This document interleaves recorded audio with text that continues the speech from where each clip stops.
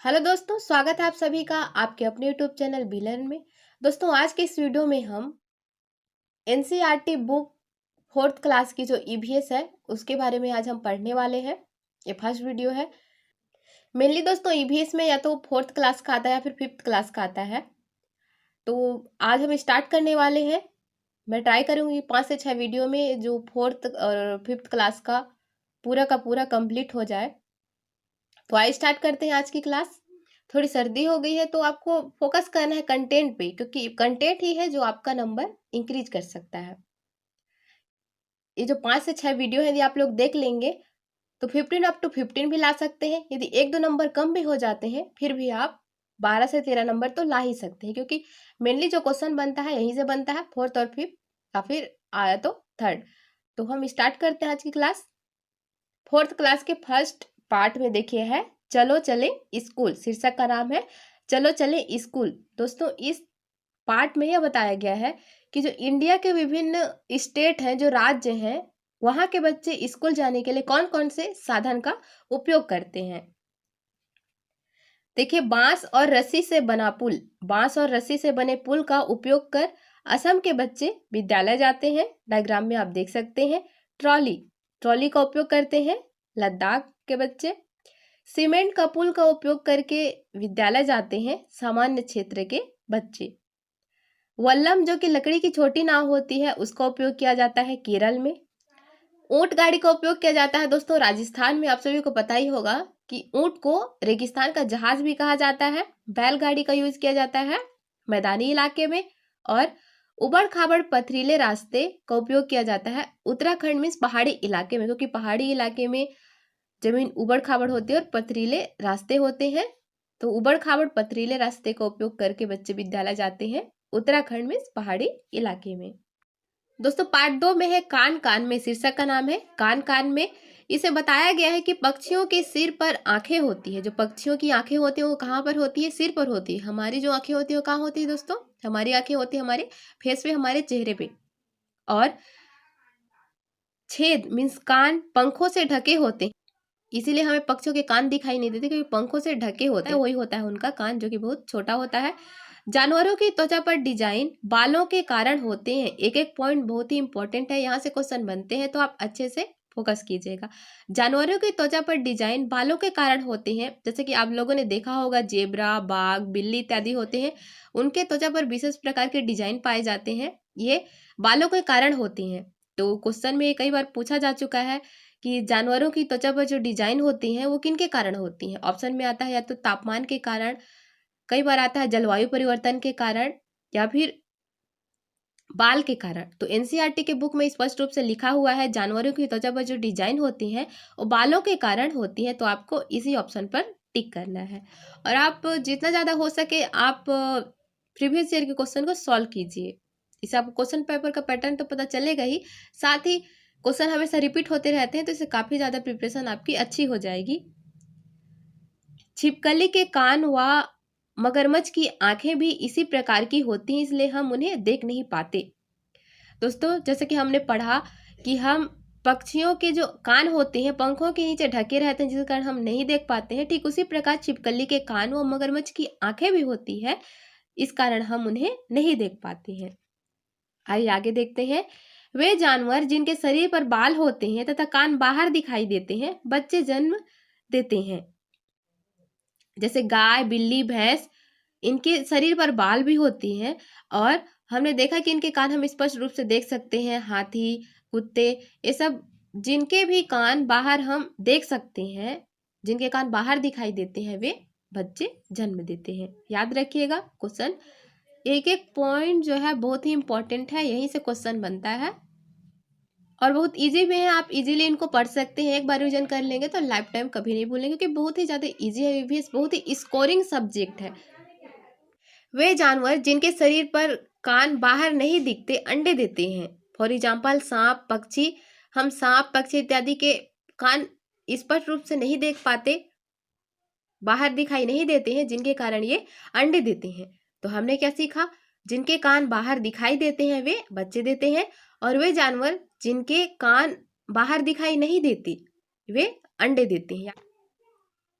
दोस्तों याद रखिए, क्योंकि ये तो बहुत ईजी है, हम अपने डेली लाइफ में इन जानवरों को देखते रहते हैं, तो हम इसे इजीली याद रख सकते हैं, इसमें कुछ डिफिकल्टी वाली बात है ही नहीं। आइए देखते हैं पार्ट 3। पार्ट 3 में है नंदू हाथी, जो कि एक छोटा बच्चा हाथी है। हाथियों के झुंड की सरदार सबसे बड़ी हाथी मीन्स बूढ़ी मादा हाथी होती है, जो उस झुंड की सबसे बड़ी हाथी होती है। मादा हाथी, सबसे बड़ी मादा हाथी जो होती है वही होती है झुंड की सरदार। यहाँ से भी हमेशा क्वेश्चन आते रहता है, रिपीट होते रहता है क्वेश्चन। नर हाथी 14 से 15 वर्ष की आयु में झुंड छोड़ देते हैं, जिसके कारण झुंड की सरदार बूढ़ी मादा हाथी होती है। एक वयस्क हाथी एक दिन में 100 किलोग्राम पत्ते और टहनियाँ खा सकता है। याद रखिएगा, ये क्वेश्चन 2019 में आया हुआ था, जो दिसंबर में एग्जाम हुआ था उसमें आया हुआ था। एक वयस्क हाथी एक दिन में 100 किलोग्राम पत्ते व टहनियाँ खा सकता है। एक हाथी एक दिन में 2 से 4 घंटे सोता है। हाथी बहुत ही कम सोते हैं, दिन में केवल 2 से 4 घंटे सोते हैं। हाथी अपनी त्वचा को ठंडा रखने के लिए मिट्टी में लेटते हैं। मिट्टी या फिर कीचड़ में वो क्यों लेटते हैं? अपनी त्वचा को ठंडा रखने के लिए। नेक्स्ट पॉइंट है दोस्तों, हाथी कान का प्रयोग हवा करके स्वयं को ठंडा रखने के लिए करते हैं। अपने कान का प्रयोग हाथी किस कार्य के लिए करते हैं? कान का प्रयोग वो हवा करके स्वयं को ठंडा रखने के लिए करते हैं। एक झुंड में 10 से 12 हाथी और कुछ बच्चे होते हैं। एक झुंड में कितने हाथी होते हैं? 10 से 12 हाथी और कुछ बच्चे। आइए देखते हैं पार्ट 4 में है अमृता की कहानी। अमृता कहाँ रहती थी? अमृता खेजाड़ी नामक गांव में रहती थी। तो क्वेश्चन बन सकता है कि अमृता कहाँ रहती थी? तो कहाँ रहती थी दोस्तों? खेजाड़ी नामक गांव में अमृता रहती थी। खेजाड़ी गांव राजस्थान में जोधपुर के पास है। खेजाड़ी गांव कहाँ है? राजस्थान में जोधपुर के पास है। खेजाड़ी गांव में 300 साल पहले लकड़ी से घर बनाए जाते थे। तो क्वेश्चन अराइज हो सकता है कि खेजाड़ी गांव में 300 साल पहले किस प्रकार के घर बनाए जाते थे? तो लकड़ी से घर बनाए जाते थे। खेजाड़ी गांव में रहने वाले लोगों को बिश्नोई कहा जाता था। बिश्नोई क्या होते हैं? बिश्नोई क्या है? यदि क्वेश्चन आता है तो खेजाड़ी गांव में रहने वाले लोगों को बिश्नोई कहा जाता था। खेजाड़ी गांव में एक वृक्ष पाया जाता है जिसे कहते हैं खेजड़ी वृक्ष। खेजड़ी पेड़ कम पानी में जीवित रहने वाला पेड़ है। आप डायग्राम में देख सकते हैं, ये जो वृक्ष है, पेड़ है, खेजड़ी पेड़ की लकड़ी को कीड़ा खराब नहीं करता। इसकी छाल दवा बनाने के काम आती है। इसकी जो फलियां होती हैं वो सब्जी बनाने के काम आती हैं, तथा इसकी पत्तियों को जानवर खाते हैं। तो बहुत ही इंपॉर्टेंट है, बहुत ही लाभदायक होता है खेजड़ी पेड़। याद रखिए, खेजड़ी पेड़ कहाँ पाया जाता है? खेजाड़ी नामक गांव में पाया जाता है। आइए देखते हैं पार्ट 5, अनीता की मधुमक्खियां। अनीता बेचाहा नामक गांव में रहती है। कहाँ रहती है? बेचाहा नामक गांव में थी। बेचाहा गांव कहाँ पर है? बेचाहा गांव बिहार के मुजफ्फरपुर जिले में है। मधुमक्खी के छत्ते में रानी मधुमक्खी अंडे देती है। तो याद रखिएगा, मधुमक्खी के छत्ते में केवल रानी मधुमक्खी अंडे देती है। छत्ते में नर मधुमक्खियां बहुत कम होती हैं। बाकी मधुमक्खियां काम करने वाली होती हैं, मीन्स जो मधुमक्खी के छत्ते हैं, छत्ते बनाने का कार्य करती हैं और उनके लिए भोजन वगैरह का इंतजाम अन्य जो मधुमक्खी होते हैं वे करते हैं।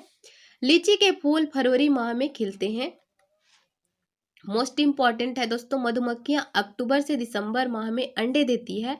तो इसी कारण मधुमक्खी पालन का जो सबसे उत्तम समय होता है वह अक्टूबर से दिसंबर माह होता है।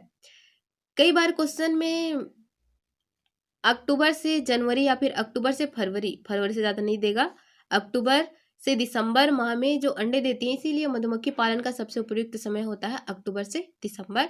तो यदि एग्जाम में आता है अक्टूबर से जनवरी या फिर अक्टूबर से फरवरी, तो आप कंफ्यूज मत होइएगा। आगे देखते हैं दोस्तों पार्ट 6, ओमना का सफर। ओमना एक सफर पर निकली है और वह जहां जहां जाते जाती है, जो कुछ देखते जाती है, उसको एक डायरी में लिखते जाती है ताकि आके वह बता सके। तो ट्रेन कहाँ से चली थी? देखिए, ट्रेन कच्छ में गांधीधाम से चली थी, जो कि गांधीधाम कहाँ है? गुजरात में है। गुजरात का प्रसिद्ध खाना क्या है दोस्तों? गुजरात का प्रसिद्ध खाना है चटनी के साथ ढोकला, लेमन राइस, मिठाई आदि है। वलसाड और अहमदाबाद गुजरात में है। क्वेश्चन आ सकता है कि वलसाड और अहमदाबाद कहाँ है? तो वलसाड और अहमदाबाद है गुजरात में। कोझिकोड केरल में है। पार्ट 7 में है खिड़की से। जो ओमना का सफर है उसी को बढ़ा के बना दिया गया है खिड़की से, क्योंकि ताकि पार्ट जो है लंबा ना हो। मडगांव गोवा में स्थित है। मडगांव कहाँ स्थित है? मडगांव गोवा में स्थित है। गोवा से केरल के रास्ते में 92 सुरंगें और 2000 पुल हैं। याद रखिएगा, गोवा से जो केरल जाने का रास्ता है उसमें 92 सुरंगें और 2000 पुल हैं। कोझिकोड मालाबार तट पर दक्षिण भारत के केरल राज्य में स्थित है। कोझिकोड कहाँ पर है? मालाबार तट पर दक्षिण भारत के केरल राज्य में स्थित है। कोझिकोड को कैलिकट भी कहते हैं। गुजरात से केरल तक के रास्ते में ट्रेन महाराष्ट्र, गोवा, कर्नाटक राज्यों से गुजरती है। याद रखिएगा, गुजरात से केरल तक के रास्ते में कौन कौन से राज्य आते हैं? महाराष्ट्र, गोवा और कर्नाटक। कोट्टायम नगर केरल में स्थित है। कोट्टायम नगर कहाँ स्थित है? केरल में स्थित है। इसी पार्ट में दोस्तों कुछ भाषा और इसी पार्ट में दोस्तों कुछ भाषाएं दी गई और उस भाषा को कौन से राज्य में बोले जाते हैं इनके बारे में आइए जानते हैं। मलयालम, मलयालम भाषा केरल में बोली जाती है। कोंकणी, कोंकणी भाषा कर्नाटक, महाराष्ट्र, गोवा और केरल के कुछ हिस्से में बोली जाती है। मराठी महाराष्ट्र, गोवा, दमन, द्वीप दादर और नगर हवेली में बोली जाती है। गुजराती भाषा गुजरात में बोली जाती है। एक बार और देख लेते हैं। मलयालम भाषा केरल में बोली जाती है। कोंकणी कर्नाटक, महाराष्ट्र, गोवा और केरल के कुछ हिस्से में बोली जाती है। मराठी महाराष्ट्र, गोवा, दमन, द्वीप दादर, नगर हवेली में बोली जाती है और गुजराती गुजरात में बोली जाती है। पार्ट 8 है दोस्तों, नानी के घर तक ओमना का सफर को ही आगे बढ़ा दिया गया है। देखिए, इसमें बताया गया है कि ट्रेन टिकट में क्या क्या होती है।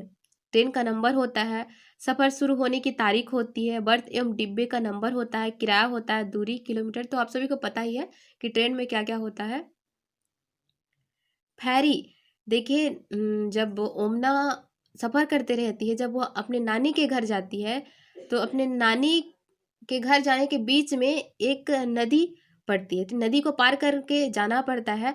तो फेरी एक प्रकार की नाव होती है जो केरल में प्रयोग की जाती है।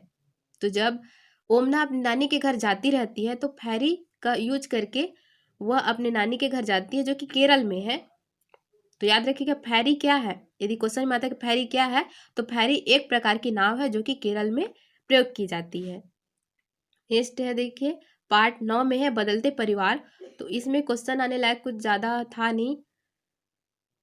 बदलते परिवार में ये बताया गया है कि जब शादी हो जाती है तो रिश्ते किस प्रकार बदल जाते हैं। जब फर्स्ट चाइल्ड आता है, फिर उसके बाद जब सेकंड चाइल्ड आता है, तो सेकंड चाइल्ड आने के बाद फर्स्ट चाइल्ड के जीवन में क्या परिवर्तन होता है। उसकी जो रिस्पॉन्सिबिलिटी होती है, जिम्मेदारियाँ होती थोड़ी बढ़ जाती हैं। वह अपने से जो छोटा चाइल्ड होता है उसकी मतलब देखभाल करना, इस प्रकार जो परिवार बदल जाते हैं, यही कुछ बताया गया है। तो इसमें से कुछ आने वाला था नहीं। तो देखिए पार्ट 10 में है दोस्तों हुतुतु हुतुतु।